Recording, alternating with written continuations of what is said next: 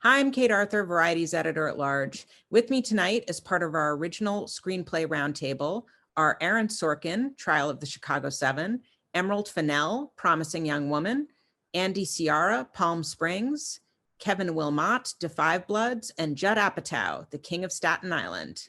Aaron, you wrote Trial of the Chicago 7 long ago, and several directors have been meant to direct it over the years. When you got the green light to direct it yourself, what kinds of changes did you end up making to the screenplay? Well, I started writing the screenplay a long time ago. I didn't finish writing it until before we started shooting. I think these guys can back me up. Screenplays are never really finished; they're just confiscated. Someone comes in and says, "You're done. We've got to start now," and I, it was a film that kept getting kicked down the road and kicked down the road and passed from director to director until a confluence of two things, I guess. Donald Trump got elected president, and at his rallies, he was getting nostalgic about the good old days when we'd carry that guy out of here on a stretcher, and I'd like to punch him in the face, beat the crap out of him. And I had directed my first film, Molly's Game, which Steven Spielberg was sufficiently pleased with that he thought that I should direct Chicago 7, and the time to make it was now. I mean, it's a script I kept rewriting and rewriting and rewriting just the way a screenwriter would to make it better. I wasn't rewriting it to reflect events in the world. It's just that events changed to reflect the script. What was it like to be watching current events unfold as you were in production, and even presumably while you were editing the movie? Yeah, it was chilling. We thought the film was plenty relevant when we were making it last winter. We didn't need it to get more relevant, but it did. It was, I think it was in May that George Floyd was killed, and Breonna Taylor and Ahmaud Arbery, and there were protests in the streets and in a number of cities. Those protesters were met again by tear gas, nightsticks, and as I said, it was chilling. Watching CNN's coverage of Portland, I felt like if you just degraded the color a little bit on that footage, it would look exactly like the archival footage we used from 1968. Emerald, Promising Young Woman is political in a different way. How did you navigate writing plot with conveying the ideas that you wanted to put across in the film? I think I never really meant to write a political film. To me, it was just a story of a woman and, a dark comedy and a revenge thriller, all the things that it is. It just so happened that I think when I started thinking about how a revenge movie might look with a real woman at the center, I guess the reason for that revenge became, I suppose, kind of political. But I tried to keep it at the back of my mind as much as I could. I think otherwise you get bogged down, well, certainly for me, with a lot of, it's already quite a kind of wordy, plot-driven script, and I didn't want it to feel sort of too much like it was just sort of, everyone sort of just spouting different beliefs of mine, which is kind of easy to do, I think, sometimes. And so, yeah, I really just focused on making it as funny and dark and truthful as I could. And it's just so happened that I think all of this stuff, actually sort of everything that's been happening in the world at the moment has just been kind of roiling underneath. I think probably for everyone here, it's sort of impossible to ignore. There's this sort of vibration of sort of rage and fear and all the stuff. And so I think it kind of bleeds into everything. But I certainly hadn't meant it to almost. It started just as a bit of fun and just became something much darker and yeah, more political maybe as I went along writing it. Yeah. And as a first-time writer, director of a film, can you talk about how you got the movie made and how much of it stayed true to your original vision for it, how you made sure that was happening? Well, I think I was incredibly lucky in that regard because Lucky Chap had come on board before I handed in the final script, and so they were kind of on board. So, but also I think the way that I tend to write is I write everything in my, sounds very kind of silly, but I write it all in my head for years and years and years, and then when I write it down, I just transcribe it. So usually by the time it's written down, it's as close as I want it to be. I'm not very good at redrafting, anything like that. And so I think I was just very lucky that it was low budget enough and it was a sort of low enough risk that they had faith in me to kind of let me do it the way that I wanted to do it.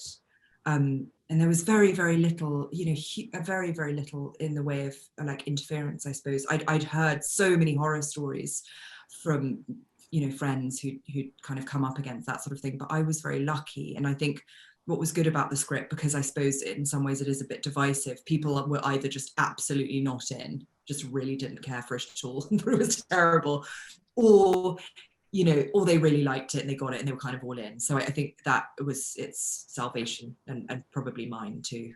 Kevin, with Da 5 Bloods, that's another movie about history that ended up being completely relevant to the current political moment. And as Aaron alluded to, specifically the summer's racial justice uprisings. And you and Spike Lee rewrote this script. What did you want to get across about Black soldiers' experience in the Vietnam War through these characters? I think one of the big things we wanted to try to get across was that, you know, that they were fighting a war in Vietnam and a war at home at the same time. And, you know, as Aaron was kind of talking about, you know, Black soldiers, Black soldiers have always had that fight at home and abroad. But what was unique about Vietnam was that there was a real movement, there was a real struggle going on for rights at home that they did not have in Vietnam. And so, you know, they're there fighting the Viet Cong and Dr. King is assassinated, you know, Bobby Kennedy's assassinated, so, we wanted to try to get across that divided loyalties, you know, that whole struggle that they had going on.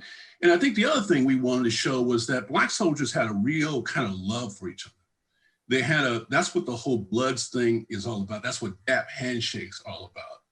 You know, that these guys had a bond that was, I think, really unique. It was more than a soldier bond. It was a bond that, you know, I think you could only have through that kind of shared difficult experience. And so I think that was one of the big things, and kind of using that as a metaphor today, you know, that you know, we should still have that kind of bond, and not just to Black folks, but really everybody, you know, everybody that, you know, Americans should have that same kind of bond in fighting these forces that are trying to oppress us and destroy us and all the horrible things that are happening right now. And we don't have that bond like we used to. And that's a real, I think that's part of our problem, and that's kind of part of the difficulty of today. And so I think it was a combination of kind of all those things that you know, kind of showing how things change and things never change. And I think, you know, anytime you kind of go there, your movie becomes very relevant because these issues are always ongoing. And you know, fortunately, we've got this insane time in the country that really makes it very obvious, you know. So yeah, I think that was a big part of what we were trying to do. And when the Black Lives Matter protests started in May, what were you thinking when you knew that the movie was going to premiere as they were like reaching their heights? Well, yeah, I mean, that was a nice connection. I mean, we had made that choice a long time ago before it became such a prominent thing with George Floyd's murder. But you know, I mean, that's part of the thing we're talking about. I think that anytime you go there, it's going to speak to hopefully the audience and the nation in some way. And you know, the movies that I usually make with Spike specifically are always like that. I mean, you know, we always try to find connections from the past to the present. And you know, these last 4 years, you don't have to work very hard to do that. But you know, it's always, I think it's always good when you can do that. And I think audiences appreciate that. And I think it takes a little bit of the edge of being political, and you know, I think it puts a different edge on it that I hopefully audiences, you know, can appreciate. Judd, with The King of Staten Island, it's based on Pete Davidson's real life with some liberties taken. Can you talk about how the collaboration worked between you and Pete? Well, we had been working for a couple of years on just a hard comedy, and then it really wasn't going anywhere. I gave him an idea that wasn't very good and sent him down a blind alley, and we were kind of frustrated by it. And this has happened a bunch of times with other people where we're not doing well with a script, and then one day we just sit down and we go like, what should we really be talking about? Like, clearly what we've been doing is bullshit. If we had the courage to do it, what would we talk about? And then it starts edging towards the real stuff, the real pain, the real challenges of his life. And for years I thought, I would never think it would be appropriate to ask Pete to write about his grief, about losing his father in 9/11. It was such a profound event in his life. But he was interested in writing about his mother and how it affected her and how she was single, and all the ways that it affected his family and how it was hard for them to move on from it.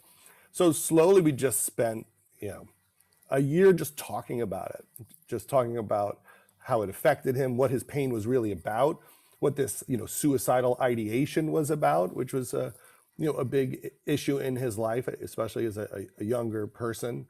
And slowly we figured out that, the real issue that could show all of this would be, what if his mother fell in love with another firefighter, and suddenly he'd have to confront all of it. And then at that moment we realized, you could do something funny about trying to accept a potential new stepfather, and that would also allow you to do all the tough stuff at the same time. But we moved very slowly and very carefully through it, and he turned out to be so courageous in just going all the way with it, because at any moment he really could have said, this is too far, this hurts too much, this is too painful or too personal to my family, and he really never did that.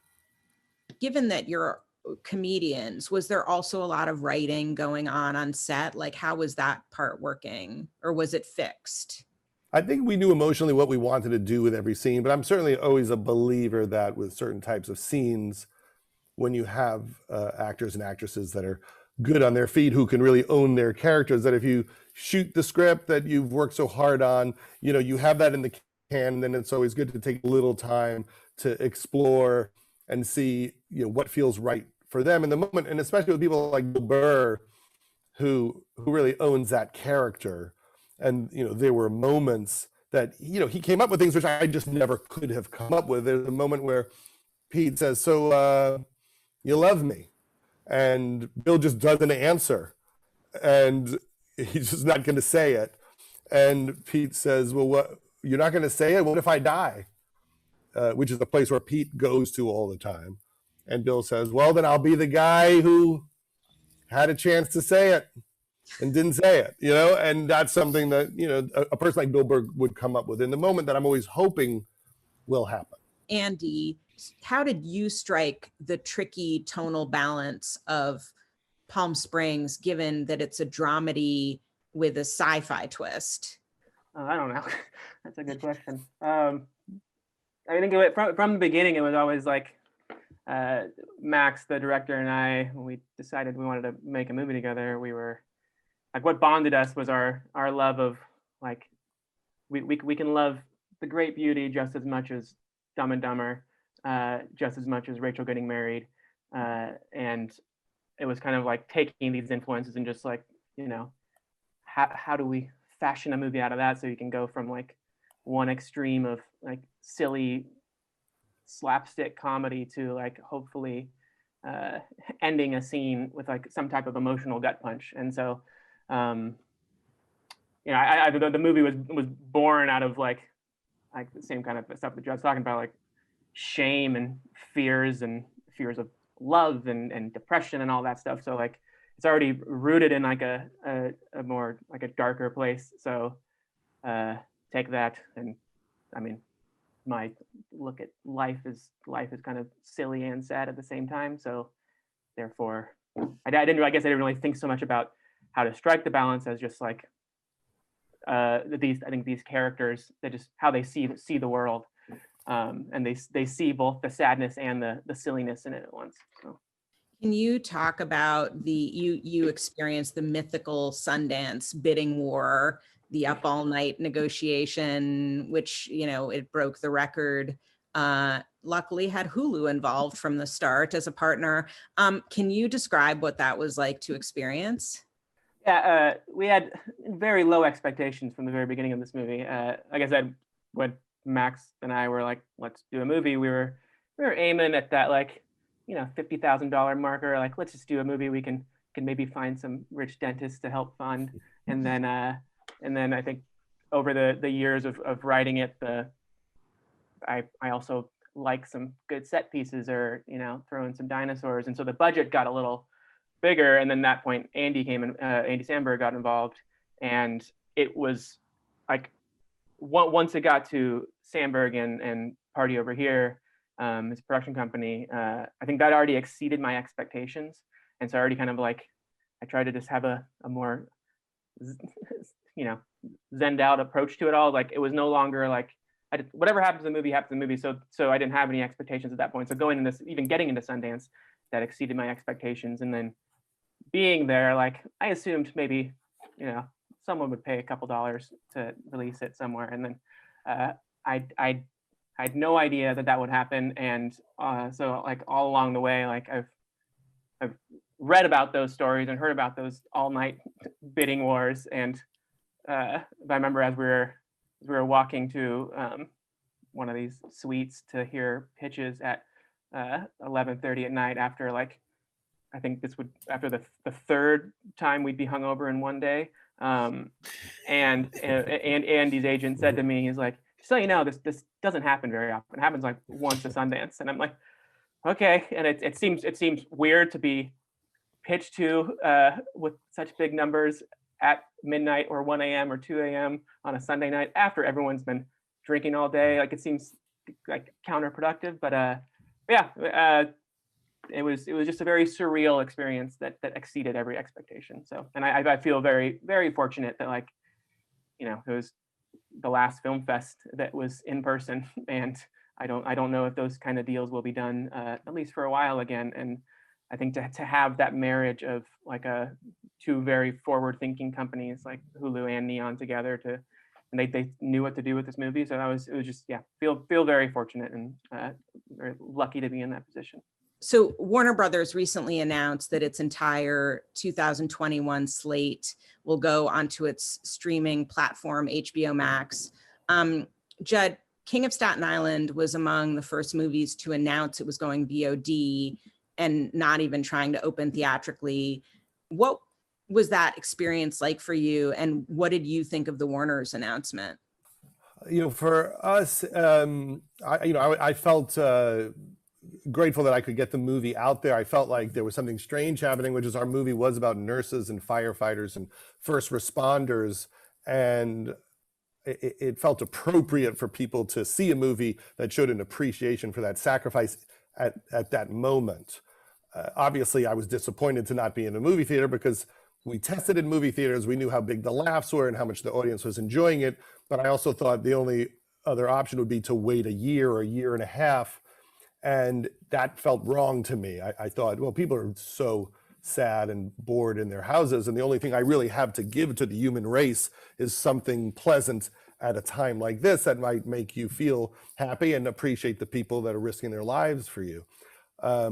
when I heard about the Warner Brothers thing, it certainly made me appreciate Universal, because they called me and they said, how do you feel about the release of your movie? What do you want to do? We were thinking maybe this might work, and it's working out really well with Trolls. And so it was a very respectful conversation about how to get the movie out there.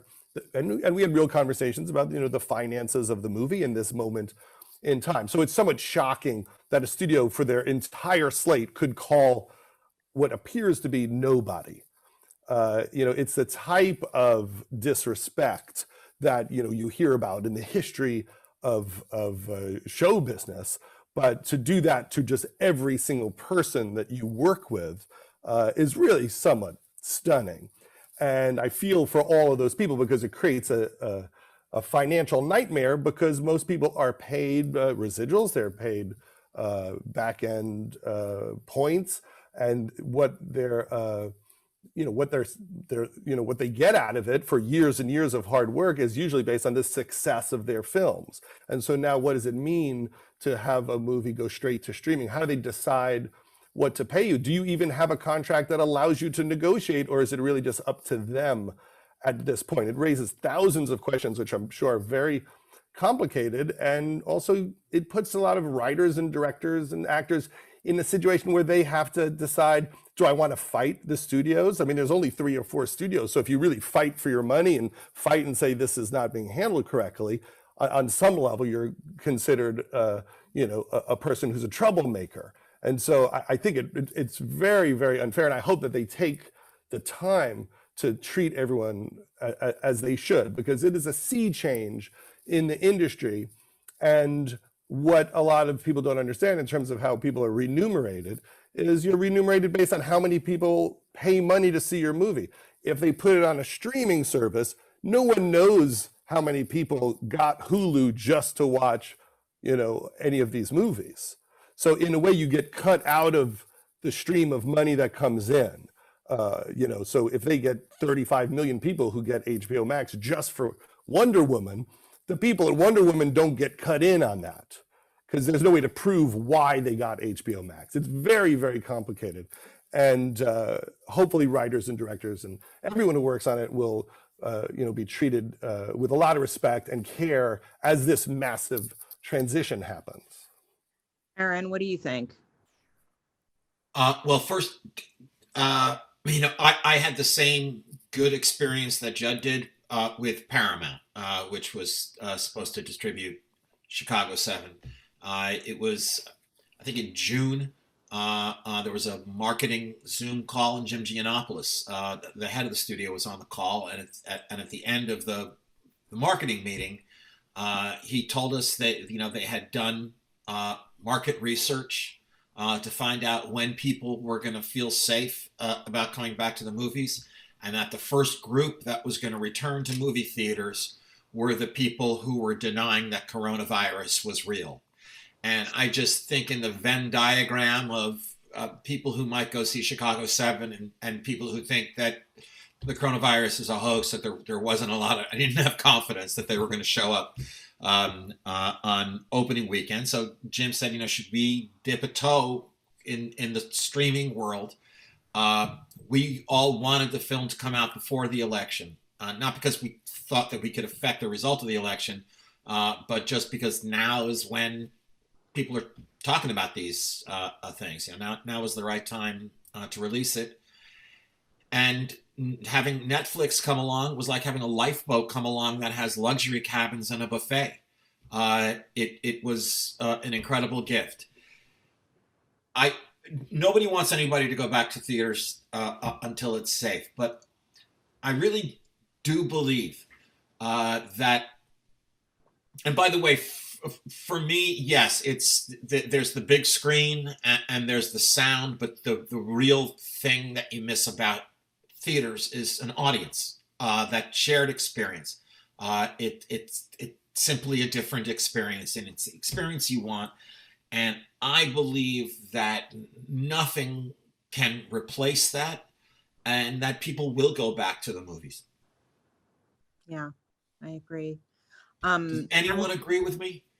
I agree. I think people are going to go more than ever because they're so sick of their homes and their families. They're sick of they'll go with other people, not their families.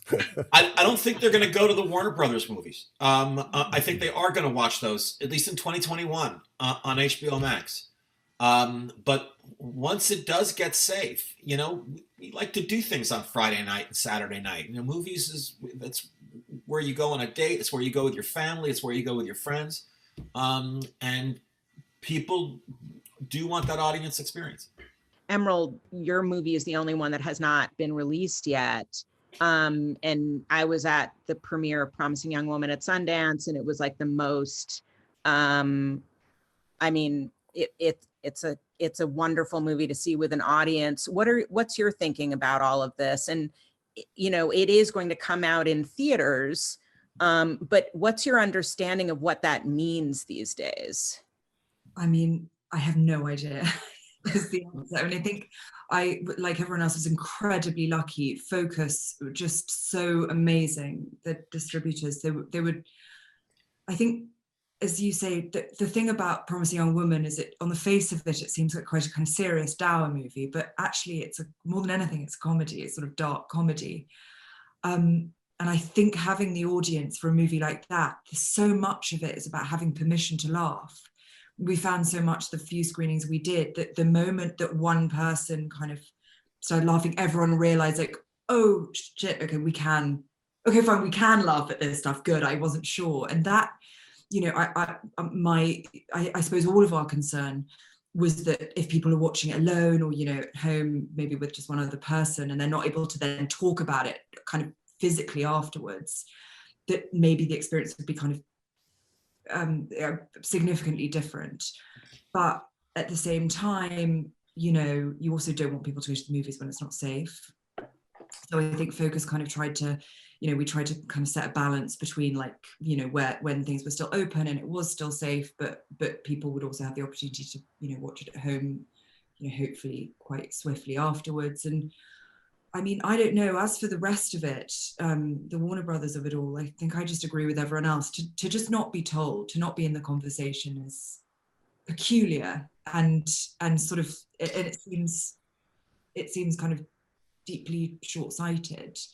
But my main concern is that we're all just getting so used to watching stuff at home. And I really do hope that we all do desperately like run back to the theaters. But when a studio like Warner Brothers, that has such a diverse slate of stuff, of lots of popular stuff too, just pulls everything. I mean, of course they will be in theaters, but, you know, when they do it like that, I don't know. I mean, cinemas are hanging by a thread at the moment. I can understand completely that they'd be devastated because all the people that were going to go see Dune, all those films, you know, they just might decide not to. And that sucks because I think I love streaming. I watch, you know, so much stuff on streaming, but you know, to not have that option, the idea that the cinemas might close before there's an opportunity for us even to, you know, go back there. I don't know, it's sort of awful and terrifying.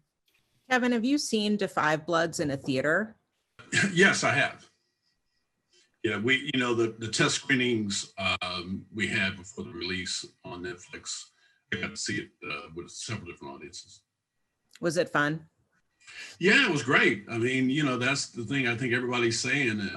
Theaters are a holy place, you know. They're a special place where Americans kind of come together to have this shared common experience. And if for some reason that would go away, that would be a huge detriment to American society.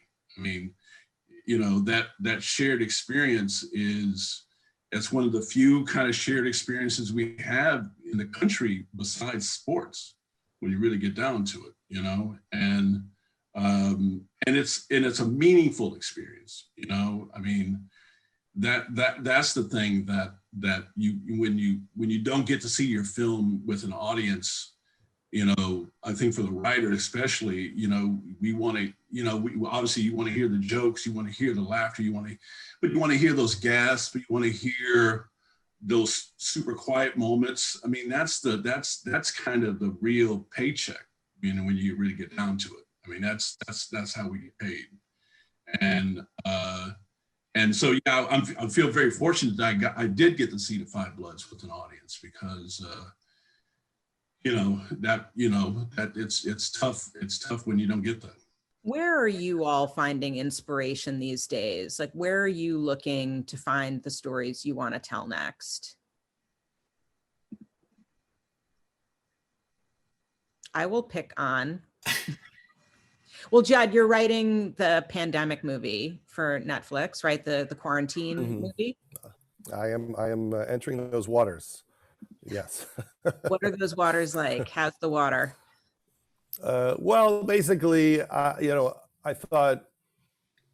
think we're all having somewhat of a, hellish experience in lockdown, and that there was probably a comedic way to discuss the loneliness and the nervous breakdowns that we're all having, and the awakenings we're having, the mental health meltdowns.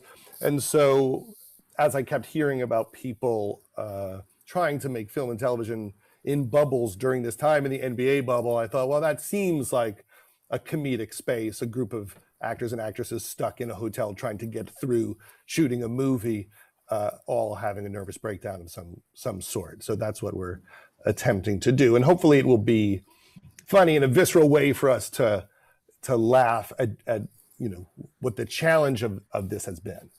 Aaron, what about you?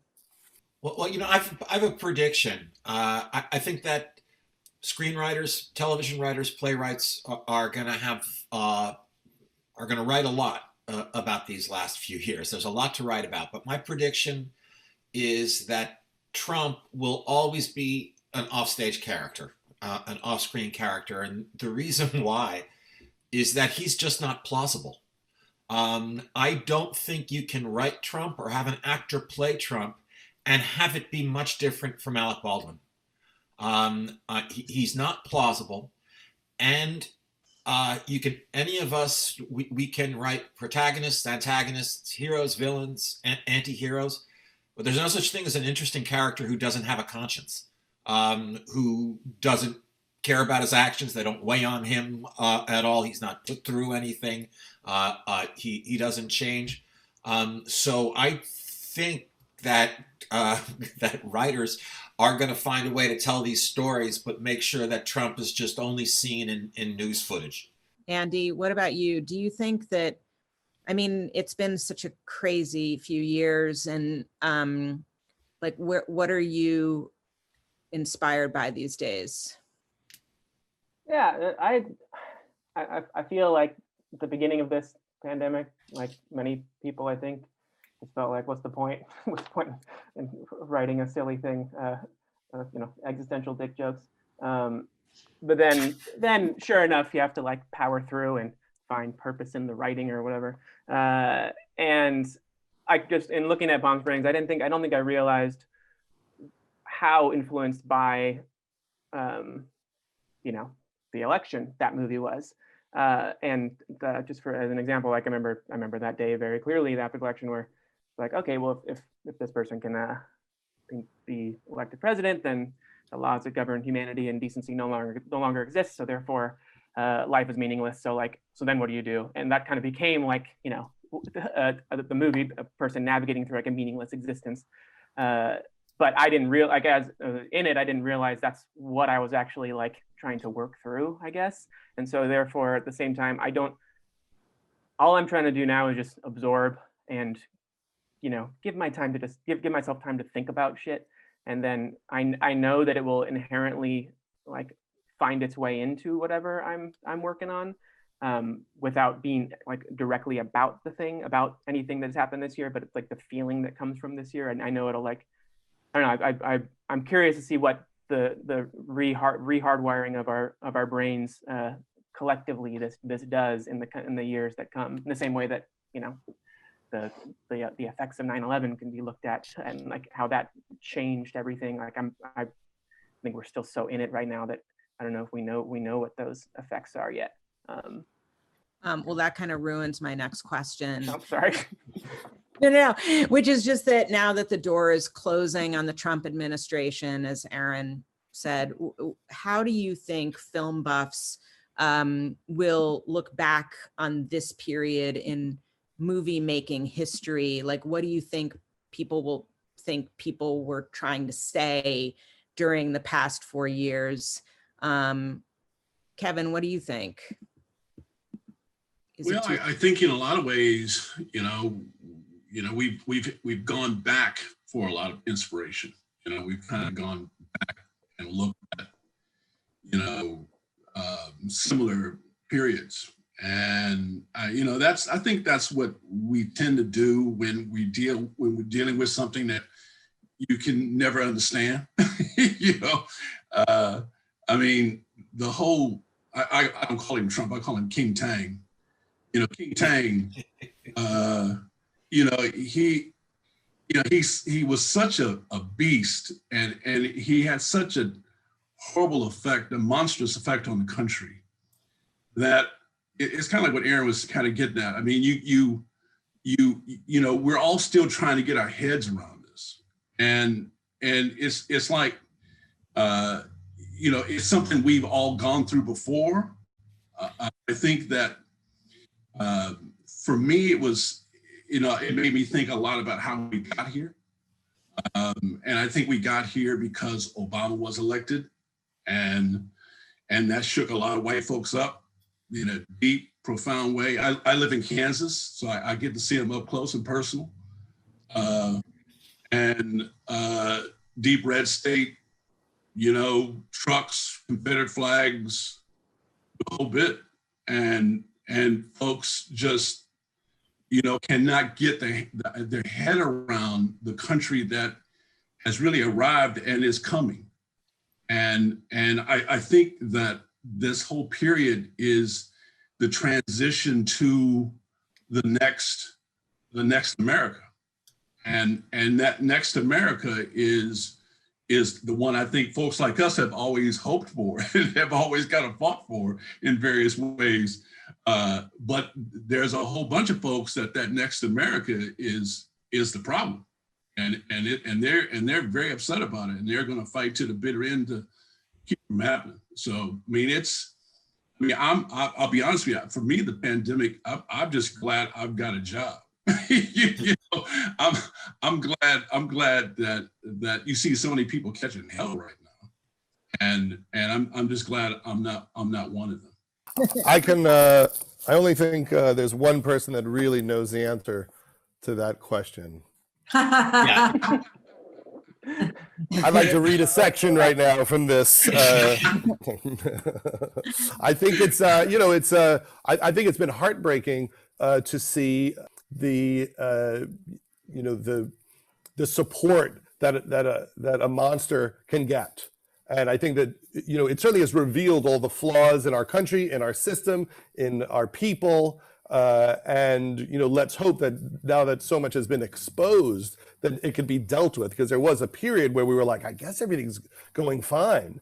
And then suddenly it's like, oh, wait, nothing's going fine. That there was 70 million people that were like, this was great, let's do more of this. And we have to figure out what that is and why they feel that way and what we can do so that, that's not our future.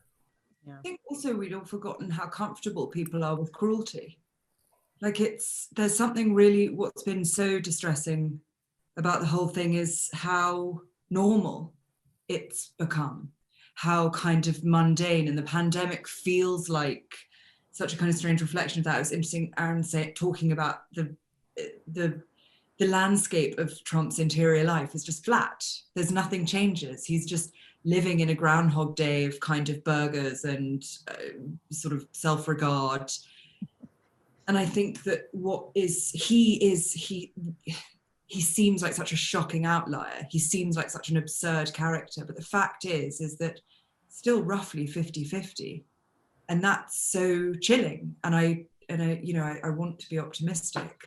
But I think the truth of it is that there's a kind of underbelly in every human, I suppose, which is attracted to chaos and cruelty and all of the awful, dark things that we always try and keep at bay. And I guess it feels like it feels like the cracks are still there.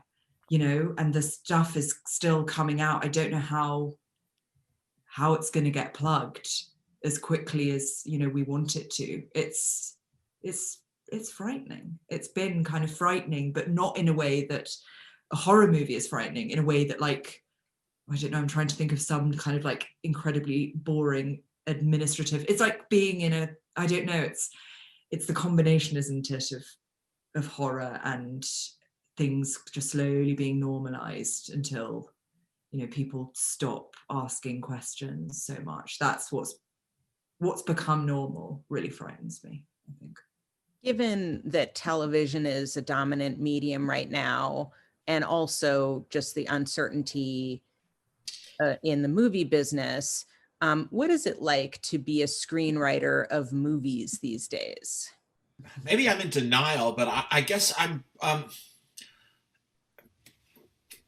of just going full steam ahead. You know, I'm starting another movie in March. I don't know what the world will be like the following winter when the movie is released. So for me, it feels roughly the same. Like I said, minus the audience experience, which is a big deal. But listen, I always remind myself, and I'm sure everyone else here does too, that most people in the world would happily trade their problems for mine. Andy, what do you think? I mean, I'm still at the beginning of this whole thing, this career, hopefully not the end of it. So I look to those who have, you know, navigated all these waters that are on this Zoom with us. But I mean, from my standpoint, I have doing TV and film stuff that, like, it's all kind of the same, just powering forward. And, you know, some stories make more sense in that long form. Some stories are like Palm Springs, just small idea that only needs 83 minutes to get it out. And so, like, what does it mean to be a screenwriter of movies right now? Like, because I don't know the difference, I haven't gone back and forth. I'll pass it over to Judd. He can. Judd, it's all you. Well, I think that what is exciting about it is that the definitions of what we do are disappearing. So you might have an idea for a story, and you think that this would take 2 seasons of 8 hours to cover this. And maybe that's how you would do it, or maybe it would be a 6-hour movie on a streaming service, or maybe it's in a theater. And I think that that's what's exciting. I think that the way that we approach these ideas is much more open than it's ever been in the past. So if I did a documentary about Gary Shandling for HBO, and I said, I think this is going to take like 4 hours. And Richard Plepler was like, well, show me when you're done and we'll see if it worked, you know, and he was open to the idea that certain ideas require, different amounts of time. And for me, that's very exciting, because I like when things go deep. I love when people nail it in 90 minutes, and I think it's all great. And that's the most positive part of having so many different places to make things. Kevin, what do you think? Yeah, I would just second what Judd is saying. I think it's a very liberating kind of time right now, in that sense, that these new opportunities have arisen, and you've got more ways of telling stories. You know, you've got more ways of making stories exactly kind of how you envision them, and that's a super positive thing. I mean, I think that's kind of something we would, couldn't have ever envisioned even really happening a few years ago. And so it's a great moment. It's a great moment we're having right now. Emerald, want to take it? Well, I sort of feel the same way. It seems very grandiose of me to answer. This is my first film. I love anything that's contained. So movies are always going to be appealing because, you know, there's a certain, it's so much about what you leave out as much as what you put in. And that's, you don't have to explain everything. There's something so kind of appealing about just visiting someone once and then leaving them. But yeah, like everyone else, it's just thrilling that you can kind of do so much now. And as for like what it feels like to be a screenwriter, it's just so, it just feels, it's mad. I just feel so like madly lucky. I can't believe that I'm talking to all of these people, and you know that something physically exists. You know, every time I watch my film, sorry, it makes it sound like I just like watch it recreationally at home every night before I go to bed. But you know, just that something that people make that you want a door to be blue and someone paints it blue. You know, it's like it's literally your dreams coming true. So it couldn't be a more thrilling, exciting job, especially now when we're so limited physically, to be able to just close the door of my little room and just go and do the most abhorrent or filthy or evil or lovely things. I don't, you know, it's just like, what could be better? I think that's all the time we have. Thank you so much for doing this. You guys were great. Thank you for participating. Thank you Thanks very very much. much. It's Thank great you. seeing all of you. Thank you. Yeah. Nice Congrats, to See you everybody. guys.